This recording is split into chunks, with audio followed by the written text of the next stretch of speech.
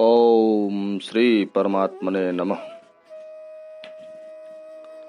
अब हम भगवद गीता के महिमा की चर्चा करने जा रहे हैं।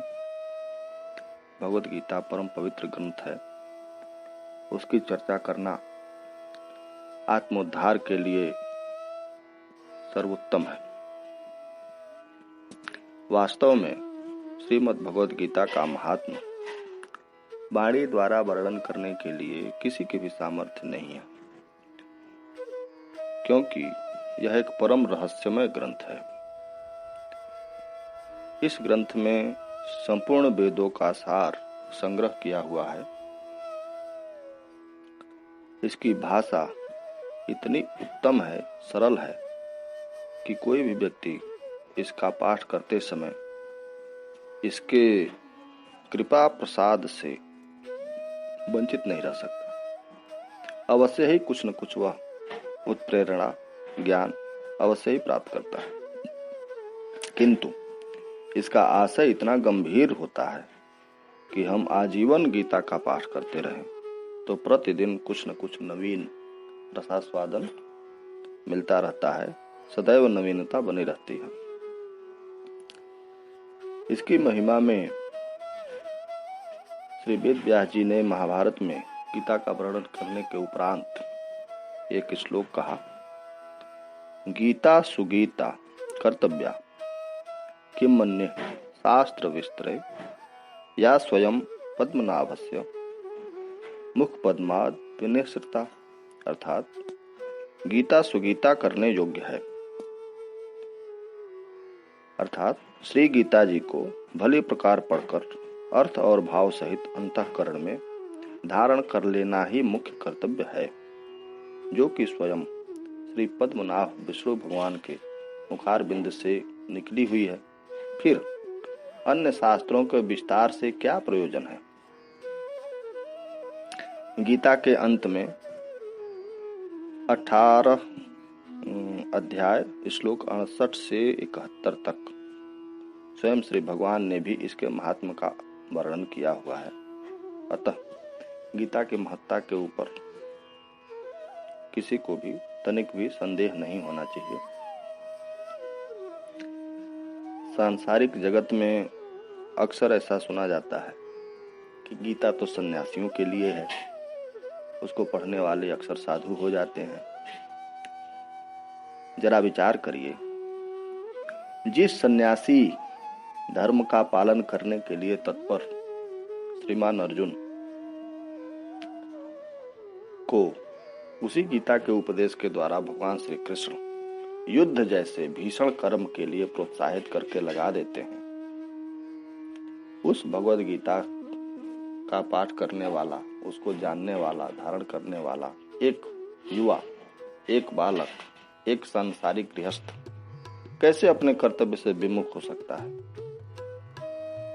हमारा मानना है कर्तव्य पालन के लिए प्रेरित करने के लिए भगवद गीता से उत्तम अन्य कोई ग्रंथ नहीं है। यही भाव रखकर हम भगवद गीता की चर्चा करने के लिए प्रेरित हुए हैं और आप सबको इसमें सहभागी करने का भाव रख रहे हैं। सर्वप्रथम हम उस नारायण श्री हरि का ध्यान करेंगे।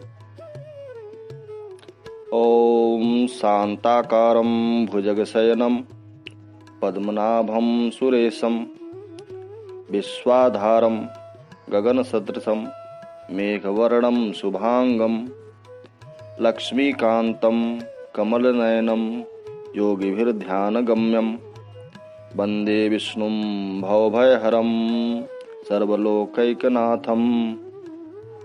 इसके अर्थ पर भी विचार करें, क्योंकि यदि अर्थ हमें नहीं पता होगा तो हमारा ध्यान परिपूर्ण नहीं हो सकता।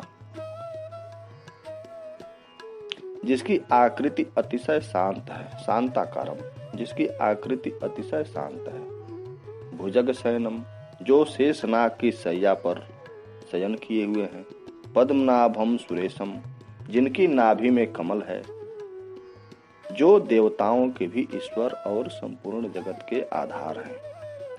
विश्वाधारम गगन सदृशम, जो आकाश के सदृश सर्वत्र व्याप्त हैं। मेघवर्णम, नील मेघ के समान जिनका वर्ण है। शुभांगम, जो अतिशय सुंदर हैं, जिनके संपूर्ण अंग अतिशय सुंदर हैं।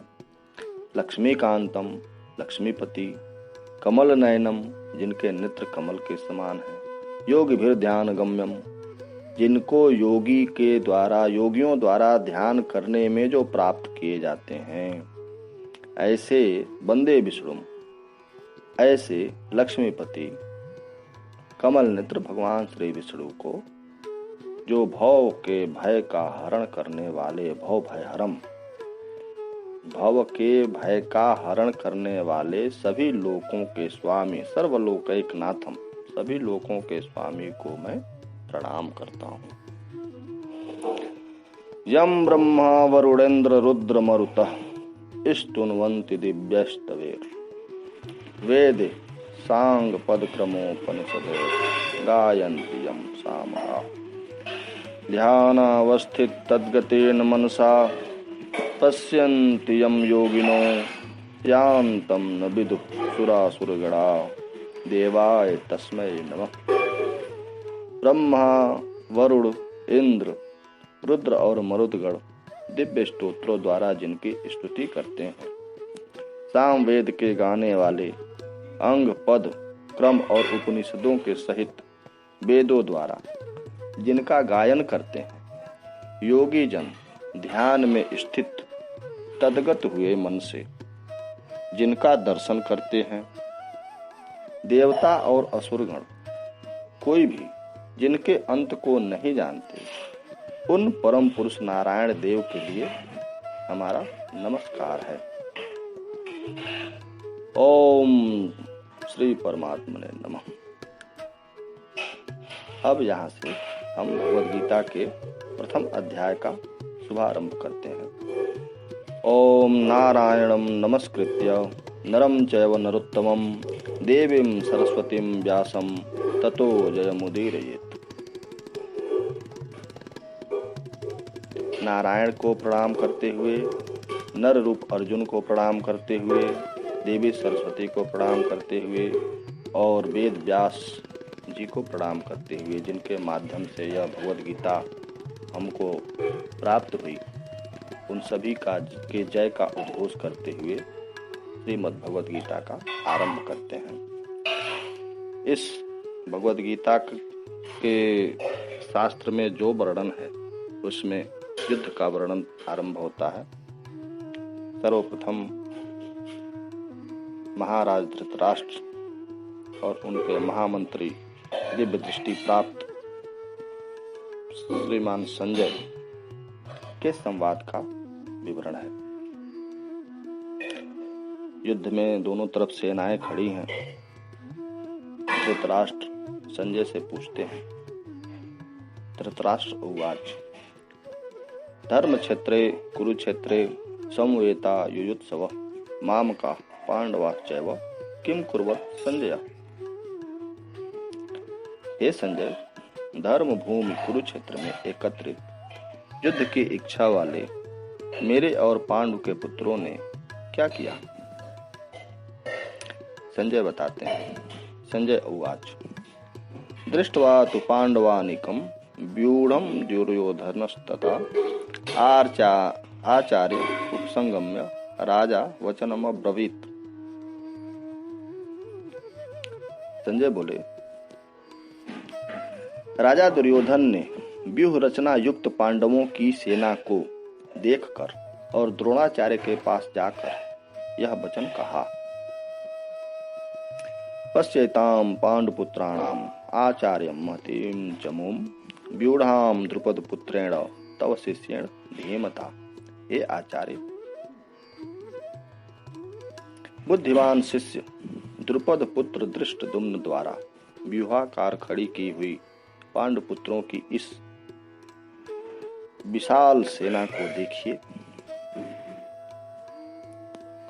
अत्र सूरा महेश्वासा भीमार्जुन समायुधि युयुधानो विराटश्च द्रुपदश्च महारथ दृष्टकेतुश्चेकितानः काशीराजश्च वीर्यवान् पुरोजित कुंती भोजश्च सैव्यश्च नरपुंगवः युधामन्युश्च विक्रांत उत्तमौजाश्च वीर्यवान् सौभद्रो द्रौपदेयाश्च सर्व एव महारथा। इस सेना में बड़े बड़े धनुषों वाले तथा युद्ध में भीम और अर्जुन के समान शूरवीर सात्यकी और विराट तथा महारथी राजा द्रुपद, दृष्टकेतु और चेकितान तथा बलवान काशीराज, पुरुजित, कुंतीभोज और मनुष्यों में श्रेष्ठ सैव्य पराक्रमी युधामन्यु तथा बलवान उत्तमौजा, सुभद्रा पुत्र अभिमन्यु एवं द्रौपदी के 5 पुत्र, ये सभी महारथी हैं। अस्माकं तो विशिष्टा ये तान् निबोध द्विजोत्तम नायका मम सैन्यस्य संज्ञार्थम तन ब्रवीमिते। हे ब्राह्मण श्रेष्ठ, अपने पक्ष में भी जो प्रधान हैं उनको आप समझ लें। आपकी जानकारी के लिए मेरी सेना के जो जो सेनापति हैं उनको बताता हूँ। भवान भीष्मश्च कर्णश्च कृपश्च समितिञ्जय अश्वत्थामा वृकर्णश्च सोमदत्तिस्तथैव च। आप तो स्वयं द्रोणाचार्य और पितामह भीष्म तथा कर्ण और संग्राम विजयी कृपाचार्य तथा वैसे ही अश्वत्थामा, विकर्ण और सोमदत्त का पुत्र भूरिश्रवा और भी मेरे लिए जीवन की आशा त्याग देने वाले बहुत से शूरवीर अनेक प्रकार के शस्त्रास्त्रों से सुसज्जित और सब के सब युद्ध में चतुर हैं। अन्य च बहवः शूरा मदर्थे त्यक्त जीविता नाना शस्त्र प्रहरणा सर्वे युद्ध विशारदा। दुर्योधन का पांडव सेना की अपेक्षा अब अपनी सेना की अजेयता बताना, श्रेष्ठता बताना। दुर्योधन कहते हैं अपर्याप्तम तदस्माकं बलम भीष्माभिरक्षितम पर्याप्तम त्वेदमे तेषां बलम भीमाभिरक्षितम। और भीष्म पितामह द्वारा रक्षित हमारी वह सेना सब प्रकार से अजेय है और भीम द्वारा रक्षित इन लोगों की यह सेना जीतने में सुगम है। अर्थात उनकी सेना हमारे लिए पर्याप्त है और हमारी सेना उनके लिए अपर्याप्त है।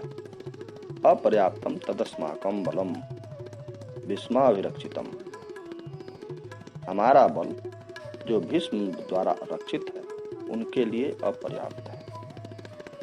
तत्पश्चात पर्याप्तम त्वेदमे तेषां बलम भीमाभिरक्षितम, और जो उनके द्वारा सेना है भीम द्वारा रक्षित है वह हमारे लिए पर्याप्त है। सब वीरों, अब उनका सभी वीरों से रक्षा के लिए, भीष्म की रक्षा के लिए आवाहन। अयनेषु च सर्वेषु यथा भागमवस्थिता भीष्मेवाभिरक्षन्तु भवन्तः सर्व एव हि। इसलिए सब मोर्चों पर अपनी अपनी जगह स्थित रहते हुए आप लोग सभी निःसंदेह भीष्म पितामह की ही सब ओर से रक्षा करें।